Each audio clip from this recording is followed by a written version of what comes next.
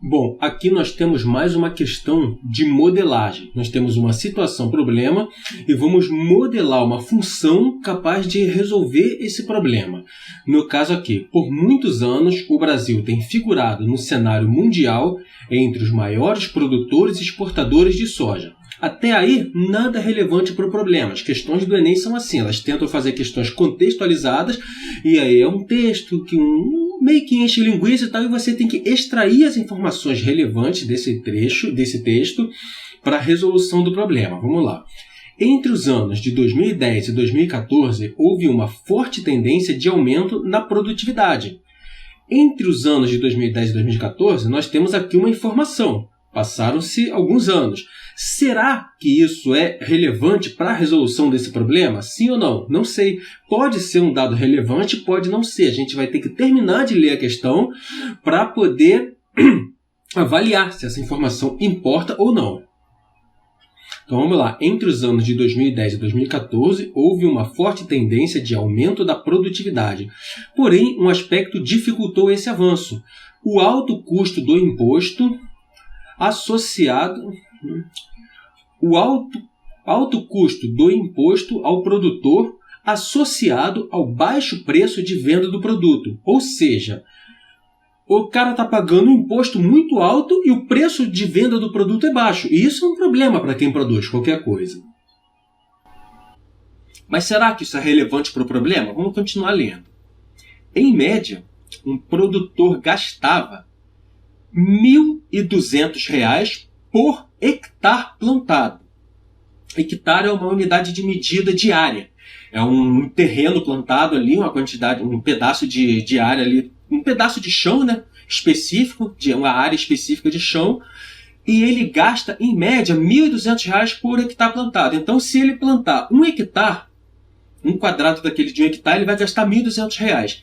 E vendia por R$ 50 cada saca de 60 quilos. Então a gente já sabe que ele gasta R$ 1.200 por hectare e que ele vende por R$ 50 cada saca de 60 quilos.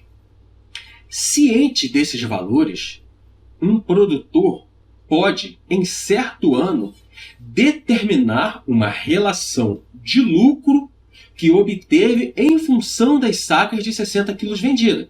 Então a gente já sabe que nós vamos ter que modelar o problema e que nós vamos ter que encontrar o lucro, e esse lucro é em função das sacas vendidas. Ou seja, se uma saca, aqui ele já deu o valor da saca, olha, vendia por R$ 50 cada saca de 60 quilos. Então, se eu quero saber o lucro dele, é importante eu saber por quanto que ele vende cada saca. Então, eu já posso marcar isso. E eu sei que ele gastava, olha, gastava R$ 1.200 por hectare plantado. Então, por aí, a gente já consegue ter uma clareza, mais ou menos, do que se trata a questão. Eu vou dar um exemplo mais simples desse tipo de questão para vocês.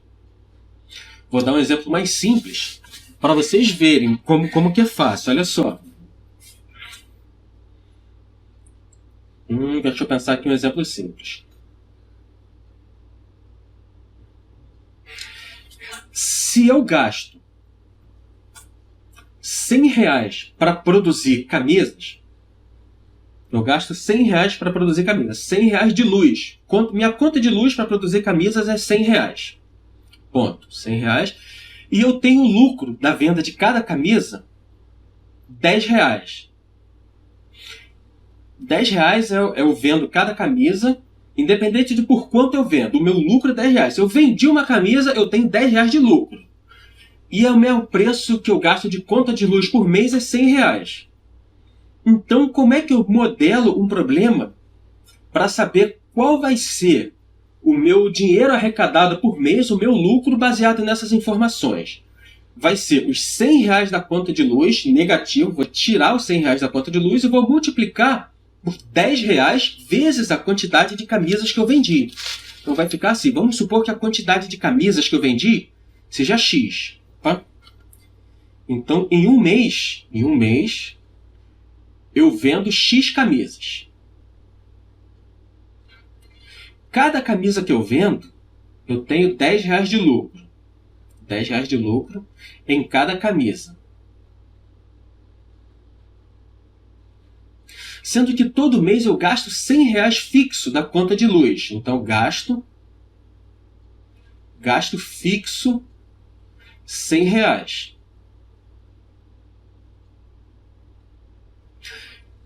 Então, como que eu faço para modelar esse problema? O meu lucro, baseado na quantidade de camisas, vai ser quantas camisas eu produzi, X camisas, vezes o preço que eu ganho em cada camisa. Então, é 10x. Sendo que eu gasto R$100 de conta de luz, menos 100. Então, é assim que eu modelo. Olha. Se eu vender 2 camisas no mês, o que vai acontecer? Eu vou ganhar 10 vezes 2, porque eu vendi só 2, vai ser 20. Menos 100, eu vou ter um prejuízo de R$80. Agora, se eu vender 20 camisas em um mês, vai ser 10 vezes 20. Eu vou ter ganhado aqui nessa parcela R$200. 10 vezes 20, 200. Menos 100, que é fixo de conta de luz, menos 100. Eu vou ter tido um lucro de R$100. É o mesmo princípio que eu vou usar para modelar esse problema da soja.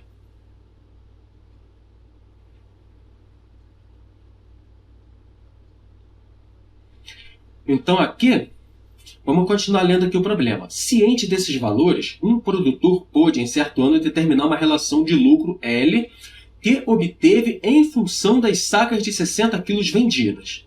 Suponha que ele plantou 10 hectares, olha aqui, outra informação importante. Ele plantou 10 hectares de soja e colheu X sacas de 60 quilos. Então ele colheu X sacas. Esse X sacas é o valor que a gente vai colocar lá, dependendo de quantas sacas ele colheu. A gente não sabe. E todas as sacas foram vendidas, ou seja, se ele colheu 200 sacas, ele vendeu as 200. Tudo que ele colheu, ele vendeu. Pergunta da questão: qual é a expressão que determinou o lucro L em função de X por esse produto nesse ano? Então vamos lá. O que a gente não precisou usar? Que uma saca tem 60 quilos. Não serviu para nada essa informação, o fato de uma saca ter 60 quilos. Não serviu para nada. Esse ano aqui, que foi de 2010 a 2014, também não serviu para nada essa informação. Só o que importa no caso aqui é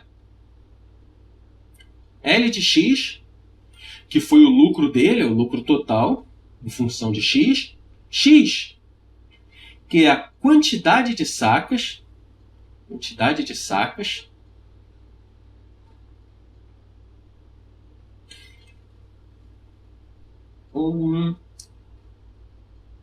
ele gasta 1.200 por hectare, ele gasta R$1.200 por hectare plantado, e ele plantou 10 hectares. 10 hectares. Então aqui a gente já pode modelar a função L de X é igual a cada saca. Tem mais um valor, está faltando alguma coisa aqui. Ó. Cada saca custa R$50. Então tem uma informação importante aqui que eu esqueci de botar. Olha. Saca custa R$50. Cada saca. Cada saca custa R$50. Então aqui o lucro dele vai ser R$50 vezes X, que é a quantidade de sacas. Isso a gente não sabe quantas sacas ele vendeu. A modelagem é para justamente a gente saber, em função da quantidade de sacas, quanto ele ganha. Então, por enquanto, se ele vende cada saca por R$50, quanto ele vai ganhar se ele vender X sacas? Responde aí para mim. Cada saca é R$50. Se ele vender X sacas, qual vai ser o faturamento dele? Vocês estão acordados, gente? Cada saca custa R$50. Se ele vender X sacas, 50x, perfeito. A Luísa respondeu lá. 50x.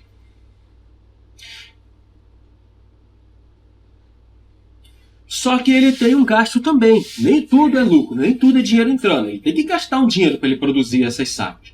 A questão diz que ele gasta R$ 1.200 por hectare e que ele plantou 10 hectares. Então ele vai gastar R$ 1.200 vezes 10, que vai dar 12 mil. Então vai ser 50x menos 12 mil. Então essa é a modelagem do problema, olha só. Cada saca custa R$ 50.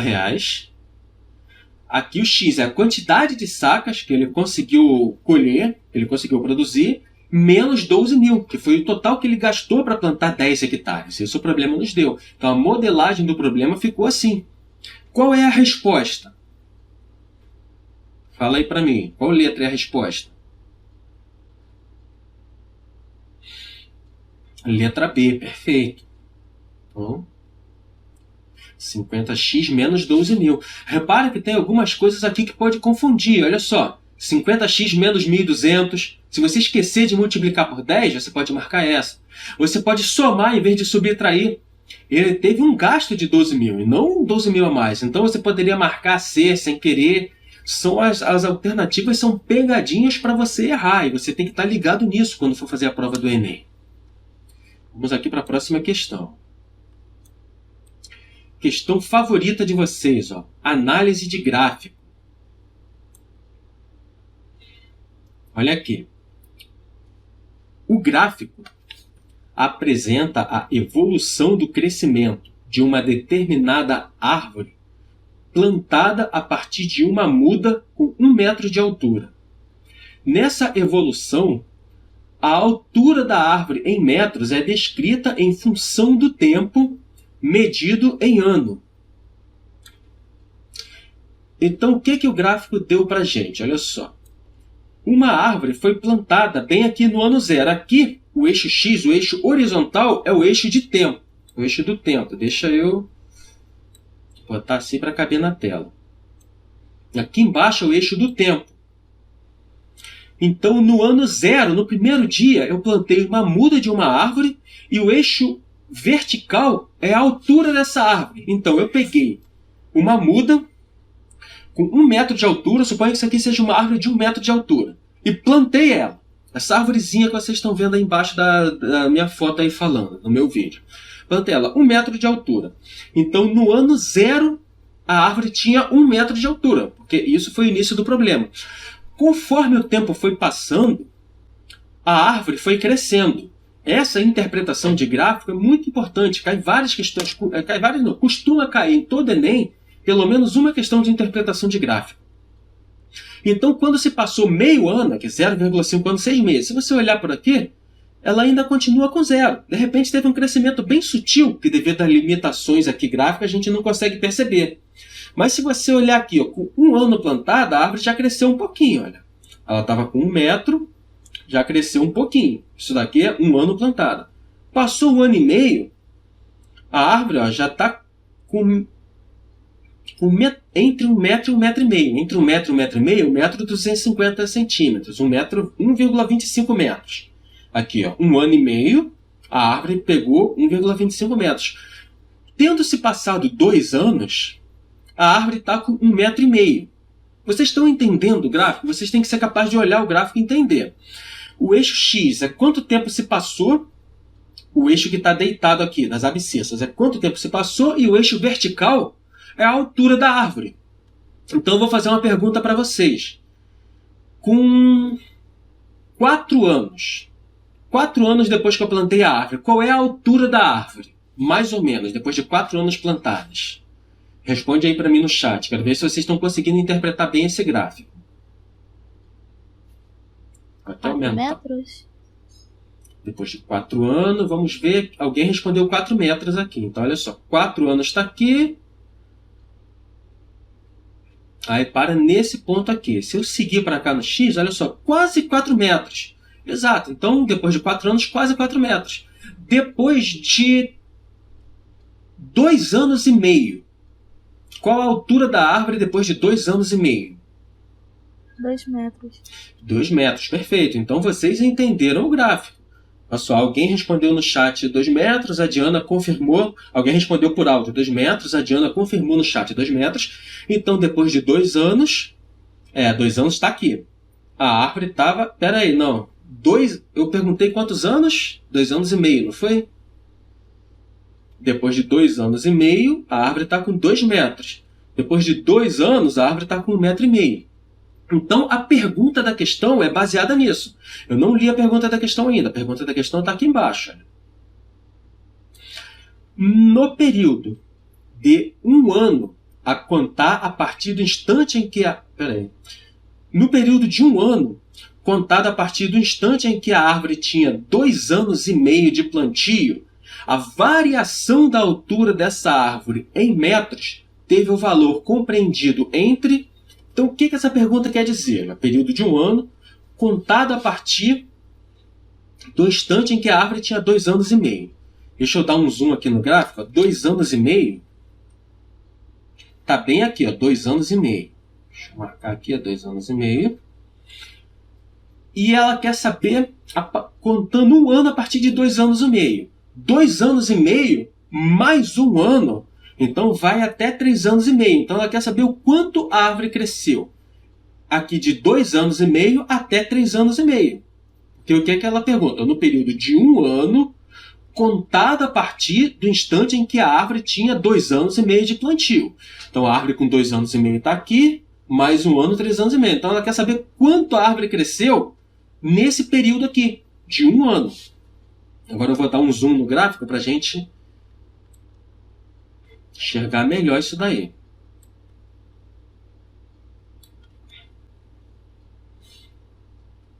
Então, aqui com 2 anos e meio, se eu fizer um pontilhado, e até aqui, pegar aqui,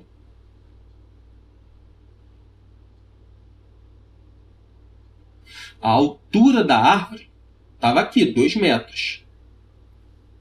E com 3 anos e meio, qual a altura da árvore com 3 anos e meio de plantio?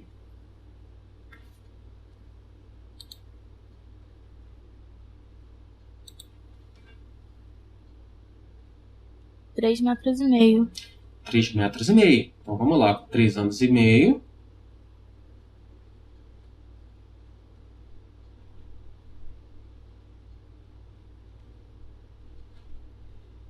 A árvore tinha 3 metros e meio.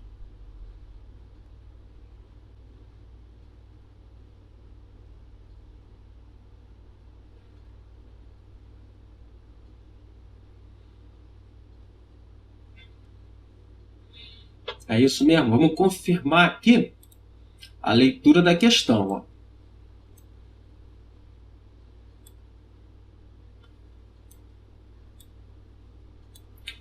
No período de 1 ano, contado a partir do instante em que a árvore tinha 2 anos e meio de plantio, aqui 2 anos e meio,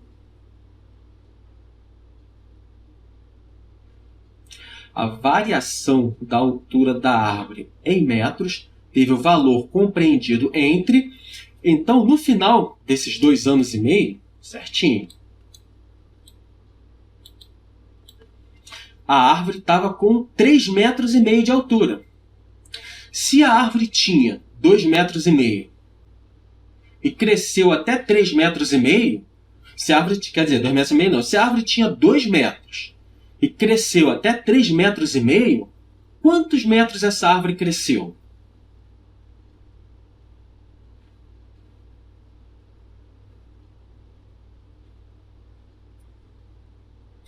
Um metro e meio. Isso aí. Vai ser 3,5 menos 2, que é igual a 1,5. 1,5 metro. Vamos ver então as alternativas, se tem alguma que se encaixe. Qual alternativa é a resposta? A Diana respondeu ali, 1,5 metro, perfeito. Qual dessas alternativas é a resposta? A letra E. Porque 1,5 metro está entre 1,45 e 1,55. Resposta, letra E. Isso foi uma questão puramente de interpretar gráfico. Vocês têm que estar... Interpretação de gráfico é uma das coisas mais importantes na parte de funções do Enem. Vamos para a próxima questão.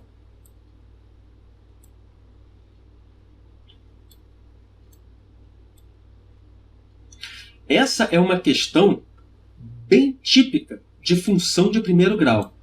Não tem nem tanta interpretação. Aliás, tem interpretação sim, mas é uma questão típica de função de primeiro grau. Olha aqui o texto da questão, o que diz. Uma indústria automobilística está testando um novo modelo de carro. Então, uma indústria automobilística está testando um carro novo lá. 50 litros de combustível são colocados no tanque desse carro. Então o pessoal pegou um carro e botou 50 litros de gasolina lá no carro, combustível, não disse a gasolina não, que é dirigido em uma pista de teste até acabar toda a gasolina. Ou seja, botaram 50 litros de gasolina no carro e um piloto lá, o motorista, ficou rodando na pista até acabar a gasolina toda. E o que diz a questão? O segmento de reta no gráfico mostra o resultado desse teste, no qual a quantidade de combustível no tanque é indicado no eixo Y. Então aqui, o eixo Y é a quantidade de gasolina e a distância percorrida no automóvel é indicada no eixo X. Então aqui é mais uma questão de interpretação de gráfico. Quando o carro tinha 50 litros de gasolina, aqui o eixo Y é a quantidade de gasolina no tanque. O eixo X é quantos metros esse carro percorreu. Quantos metros, quilômetros? Deixa eu ver aqui, deve ser quilômetros, né?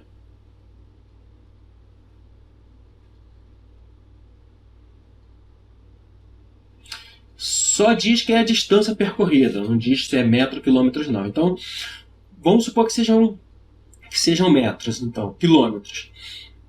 Então, quando o carro tinha 50 litros de gasolina, ele percorreu 0 quilômetros. E aí o carro, conforme ele foi andando, foi gastando gasolina.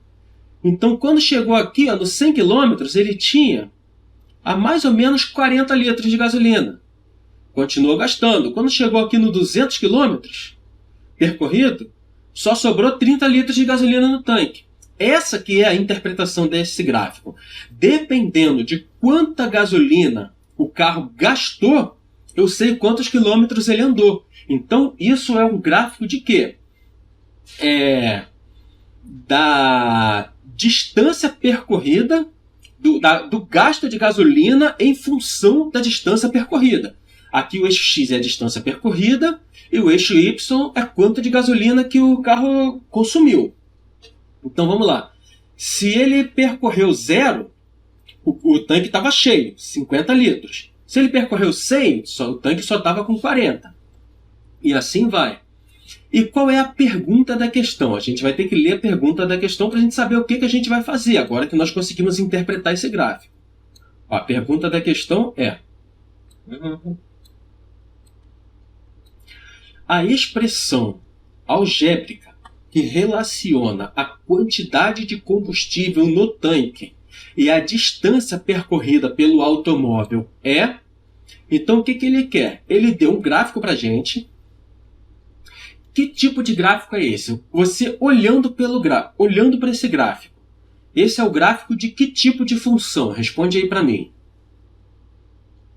Isso é uma coisa importante vocês saberem. Você olhar um gráfico, olhar o desenho que o gráfico faz, e só de bater o olho no gráfico, você saber que tipo de função é esse desenho aí. É uma função de primeiro grau, de segundo grau, exponencial, logaritma? Função de primeiro grau. Função de primeiro grau, a única função que o gráfico é uma reta, inclinada. Ou subindo ou descendo. E se ela for inclinada subindo, ela é uma função crescente. Se ela for inclinada descendo, ela é uma função decrescente. Então aqui isso é uma questão do tipo: eu te dei o gráfico de uma função de primeiro grau e você tem que me responder que função de primeiro grau é esse gráfico. Basicamente isso. A questão deu para a gente o gráfico e a gente tem que dizer qual é a função. A gente está acostumado a fazer o contrário. A questão dá para a gente a função e a gente desenha o gráfico. Nesse caso, não. A questão deu o gráfico e a gente tem que estabelecer qual é a função. Vocês sabem fazer isso? A partir de um gráfico, determinar qual é a função.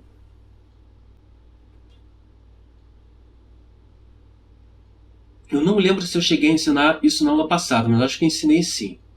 Foi o finalzinho da aula, que não deu tempo de terminar. Eu dei só uma palhinha e depois deixei a gravação da aula lá no Drive. Vocês chegaram a ver a gravação da aula no Drive?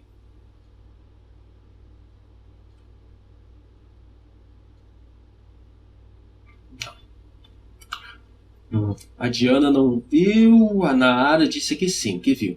Então essa é uma questão típica. Como que a gente consegue determinar qual é a função dado um gráfico? O modo padrão, o modo mais completo, porém o mais trabalhoso, mas o modo padrão da gente determinar uma função é a partir de 2 pontos. Uma função de primeiro grau. Se eu tenho 2 pontos quaisquer, eu consigo calcular que função é essa. No caso desse gráfico, quais são os pontos que eu tenho certeza? Esse ponto aqui, tá vendo? Eu vou chamar esse ponto aqui de ponto A. E eu tenho outro ponto, esse daqui.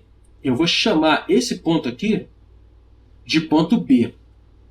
Mas antes da gente calcular qual é a função, vamos ver se tem como a gente matar a resposta sem fazer esses cálculos, pela análise aqui das respostas. Olha só. De repente tem. Não sei se é o caso dessa questão.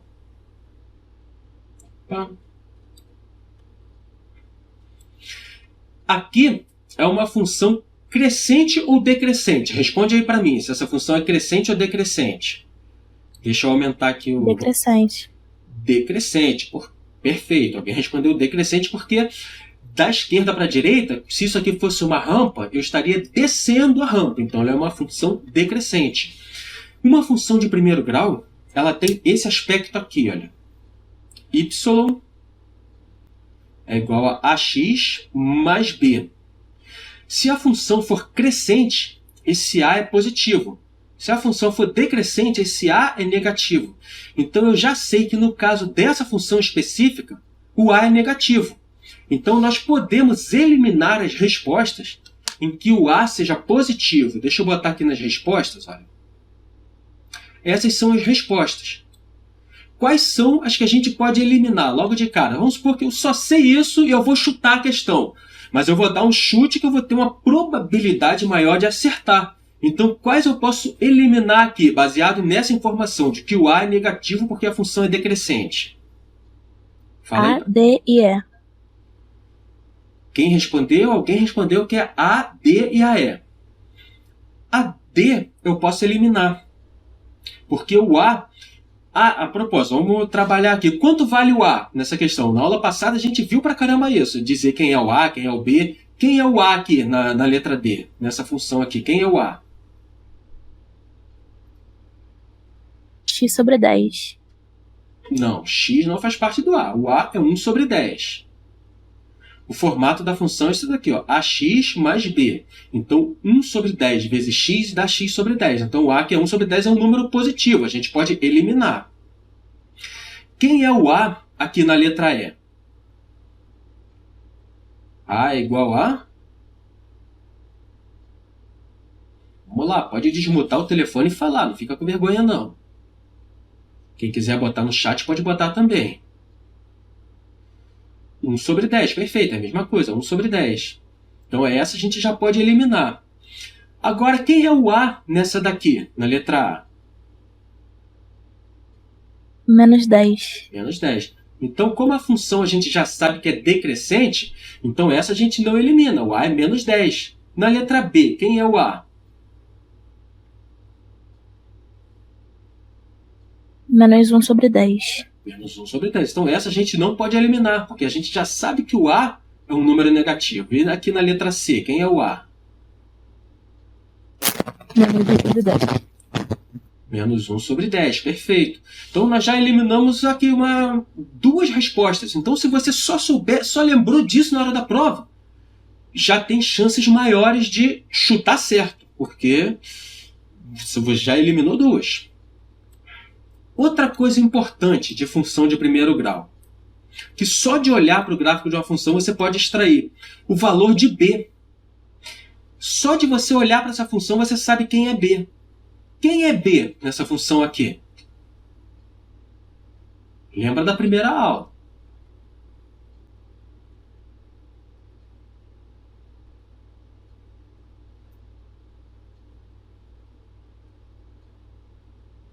Pode botar aí nos comentários. Só de olhar para o gráfico você já sabe quem é o B da função. 500? Ah, tá. Eu acho que eu confundi vocês porque eu botei essas letrinhas aqui. Essa letrinha foi só para marcar o ponto. Não tem nada a ver, não. Mas não é 500, não.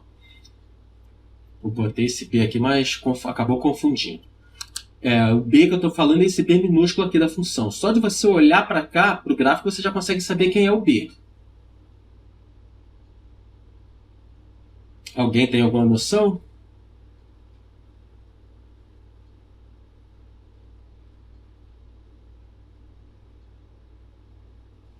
O B, em uma função de primeiro grau, é o ponto em que essa função cruza o eixo Y, o eixo vertical.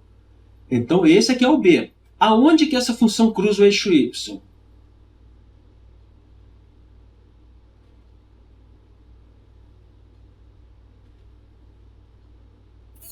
No 50?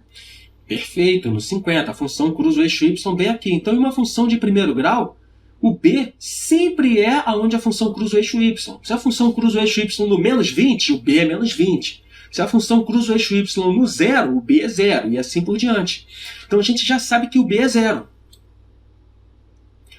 Qual dessas aqui o B é 50 positivo? Dentre as que a gente não eliminou. Aqui a gente já eliminou duas. Das que sobraram, qual que o B é um valor positivo?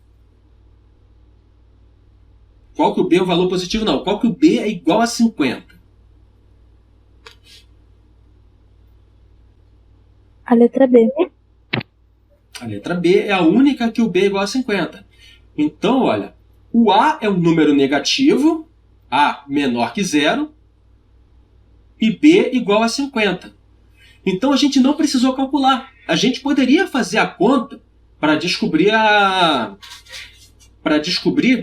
qual é o gráfico dessa função. Se nós fizéssemos a conta para descobrir o gráfico dessa função, a gente ia chegar nesse resultado aqui, ó, menos x sobre 10 mais 50. Só que a gente não precisou fazer a conta. Por que nós não precisamos fazer a conta? Porque só de olhar para o gráfico da função, ó, a gente viu que o A tem que ser menor que zero. A sendo menor que zero, a gente eliminou essas. Das que sobrou, B igual a 50. Então, A menor que zero e B igual a 50, só sobrou essa daqui. Ó. Então, por aqui, a gente matou a questão sem fazer um monte de conta, perder um tempo, porque numa prova de matemática, são alguns recursos escassos que a gente tem. Primeiro recurso é o tempo. Você não tem muito tempo em uma prova para poder. Você tem uma certa quantidade de minutos ali por questão. Se você perder muito tempo numa questão, vai te prejudicar. A sua energia mental. Se você fizer muito esforço para resolver uma questão só, a sua mente vai ficar cansada. Então, um recurso escasso na prova é a energia mental. Se você conseguir resolver uma questão fazendo pouco esforço mental, você tem mais chances de ter clareza para continuar fazendo as outras questões da prova e tirar a nota maior. E o terceiro recurso escasso, principalmente nas questões de exatas, matemática, física, principalmente matemática, é o espaço na prova. Muitas vezes você tem que ficar fazendo as continhas naquele espacinho entre uma questão e outra. Aí usa o rascunho da redação, fica dobrando a folha toda. Então, se você conseguir fazer uma questão que seria uma conta gigante e ocupar um espaço tremendo, e você ainda tem chance de errar no meio desse jeito, melhor. Você já mata a questão, economiza tempo, economiza energia mental e economiza espaço em branco de rascunho na prova para fazer a questão. Esses são os 3 recursos escassos em uma prova. Em prova de humanas, o recurso escasso, humanas, português, é só o tempo e a energia mental. Agora, a matemática ainda tem a questão do espaço na prova, que é pouco. Ele não te dá uma folha de rascunho. Toma folhas de rascunho para você fazer a prova. Não, se vira naquele espacinho. Você não pode usar borracha e lápis na prova, então você não pode usar o espaço.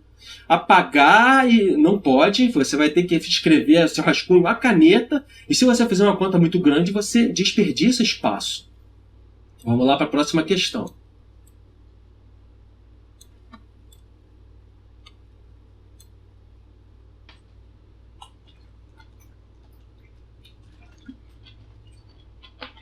Essa questão aí é uma questão fácil e complicada. Você consegue resolver ela só com raciocínio lógico, tentativa e erro, ou você pode resolver de uma forma estruturada, para ter certeza da resposta e chegar mais rápido na resposta. Um café. Aqui eu vou resolver ela com vocês de forma estruturada. Vocês sabem o que é função definida por partes? Já ouviram falar nesse termo? Função definida por partes? Na playlist, no material do Drive, material do Drive da aula passada, se vocês forem lá abrir a pasta da aula passada, tem a gravação da aula passada, tem a lista de exercícios da aula passada, numa outra pasta, lista de exercício, tem os slides da aula passada, que eu deixei também os slides, essas telas todinha com os slides, e tem uma parte com uma playlist rápida de material complementar. E na playlist, a playlist de função de primeiro grau. Um dos vídeos da playlist eu falo sobre função definida por partes. Então é importante que vocês vejam o material complementar. A diferença do material complementar para essa aula que eu dou ao vivo, lá na gravação da aula, é que essa aula que eu dou ao vivo ela é bem mais lenta, porque eu vou interagindo com vocês, perguntando, e a playlist ela é bem dinâmica, bem rápida, eu vou só explicando direto. Então a playlist é rápida, você procura lá e dá uma olhada nas playlists para revisar, principalmente para quem já assistiu a aula aqui ao vivo, pode assistir de novo a aula gravada. Essa aula de hoje eu estou gravando também, eu vou botar lá. Eu só não gravei a questão 1, porque eu esqueci de botar para gravar. Quando eu lembrei, já estava na metade da questão 1, aí eu botei para gravar da segunda questão em diante. Eu vou disponibilizar a gravação, mas eu vou deixar lá também todas as questões feitas. Eu vou fazer todas as questões, a nossa aula já está acabando, eu vou terminar essa daqui, só que tem outras questões aqui também. Ó. Então acaba por aí, tem bastante questões. Eu peguei bastante questões e acabou que eu não consegui desenvolver a lista toda. Mas não seja por isso, eu vou gravar a resolução dessas questões e vou botar lá. E é importante que vocês vejam.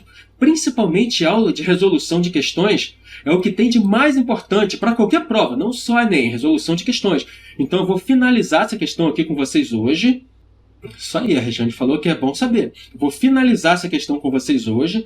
Vou colocar lá no Drive a gravação dessa aula que eu estou dando ao vivo com vocês hoje. Só não vai ter a gravação da questão 1 ao vivo, assim, da gravação ao vivo, porque eu esqueci de botar para gravar. Mas da 2 até aqui vai ter lá a gravação ao vivo. E vou colocar também todas essas questões resolvidas. Eu vou gravar aqui sozinho e vou disponibilizar lá todas as questões resolvidas, para vocês acessarem a pasta e ver. Vai ter a gravação da aula de hoje, os slides e as questões resolvidas numa playlist. Olha aqui, vamos voltando aqui para a questão. Concentração agora, que a gente tem pouco tempo aqui para resolver. Lucas precisa estacionar o carro pelo período de 40 minutos. E sua irmã Clara também precisa estacionar o carro pelo período de 6 horas. O estacionamento verde cobra R$ 5,00 por hora de permanência. O estacionamento amarelo cobra R$ 6,00 por 4 horas de permanência e mais R$ 2,50 por hora ou fração de hora ultrapassada. E o estacionamento preto cobra R$ 7,00 por 3 horas de permanência e mais R$ 1,00 por hora ou fração de hora ultrapassada. Os estacionamentos mais econômicos para Lucas e Clara, respectivamente, são... O que nós vamos fazer? Nós vamos modelar uma função para cada estacionamento e dessa função que nós modelarmos, a gente vai colocar nessa função os dados do Lucas e os dados da Clara, para ver qual que vai sair mais em conta. Então vamos lá.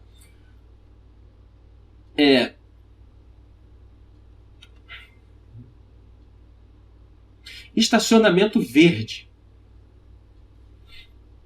O que é que o estacionamento verde nos diz? O estacionamento verde cobra R$ 5,00 por hora. O estacionamento amarelo cobra R$ 6,00 por 4 horas de permanência e mais R$ 2,50 por hora ou fração de hora ultrapassada. E o estacionamento preto cobra R$ 7,00 por hora por 3 horas e mais R$ 1,00 por hora ou fração de hora ultrapassada. Ou seja, no estacionamento verde, não importa quanto tempo você ficar, é R$ 5,00 por hora e ponto final. O estacionamento amarelo Se você ficar 1 hora só, você paga R$6. Se você ficar 10 minutos, você paga R$6. Se você ficar 4 horas, você paga R$6. Mas se você passar de 4 horas, para cada 1 hora ou fração de hora que você ultrapassar, você paga R$2,50. E o estacionamento cobra o estacionamento preto cobra R$7 por 3 horas. E mais R$1 por hora ou fração de hora. Então, se você ficar até 3 horas, você paga R$7. Agora, se você passar de 3 horas, você vai pagar R$1 por hora a mais que você ficar. Então, a função do estacionamento verde é essa daqui, ó, R$50 por hora. Então, o verde é 50 não, R$5 por hora. É 5T. Esse T aqui é de tempo, tempo de hora. O estacionamento amarelo, o A de amarelo, é igual a... Aqui entra uma função definida por partes. Como que é uma função definida por partes?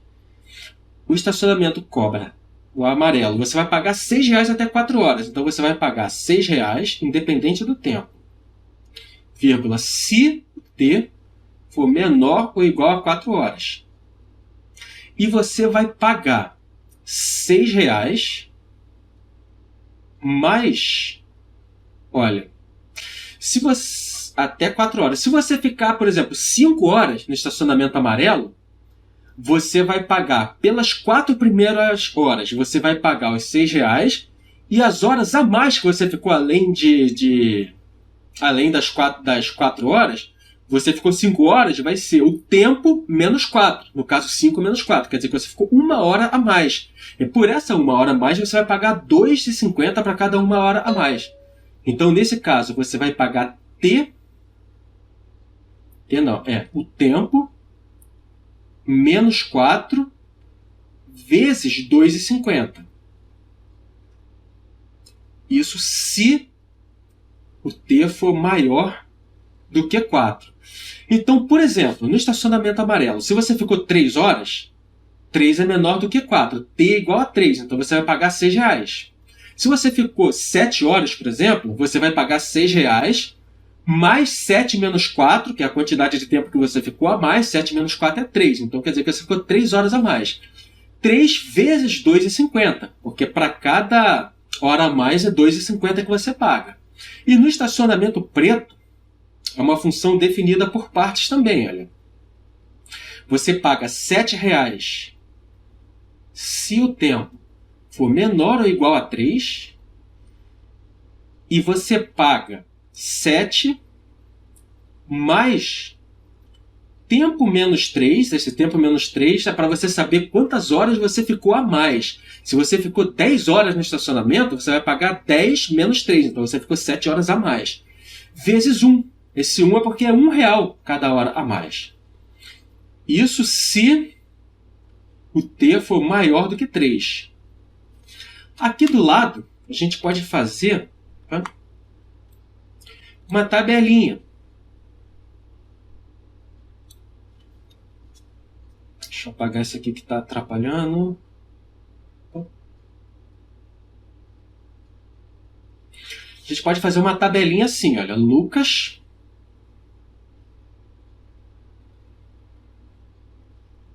e Clara. O Lucas ficou 40 minutos no estacionamento. Então, o T do Lucas é igual a 1. 1 hora. 40 minutos é fração de 1 hora. Então, o Lucas é como se ele ficasse 1 hora. É assim que os estacionamentos trabalham.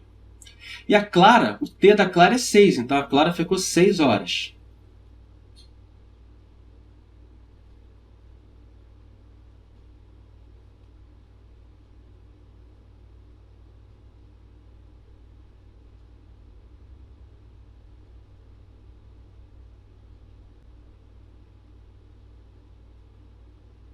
Aqui é o estacionamento verde, estacionamento amarelo, estacionamento preto.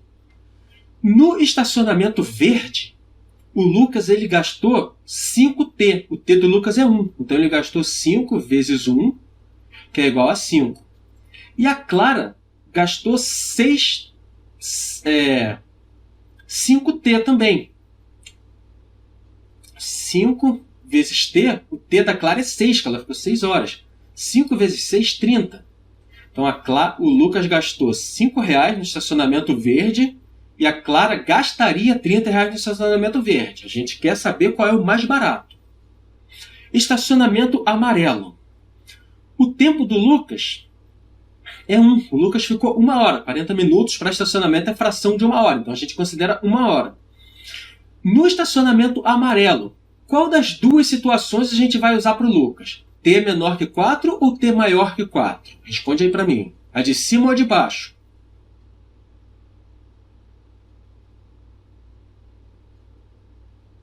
A de cima. A de cima, perfeito. Então o Lucas ele gastou aqui R$6. A função é só isso, 6, independente do valor do tempo, para o de cima, 6.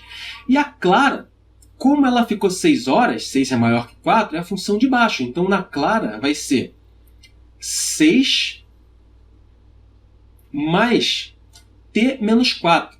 O T da Clara é 6, menos 4 é 2, então mais 2 vezes 2,5. Isso é igual a 2 vezes 2,5 é 5.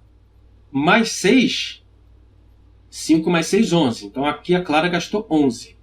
O Lucas gastaria 6 no amarelo e a Clara gastaria 11. E no preto? Quanto o Lucas gastaria se ele deixasse o carro dele no estacionamento preto? Fala aí para mim.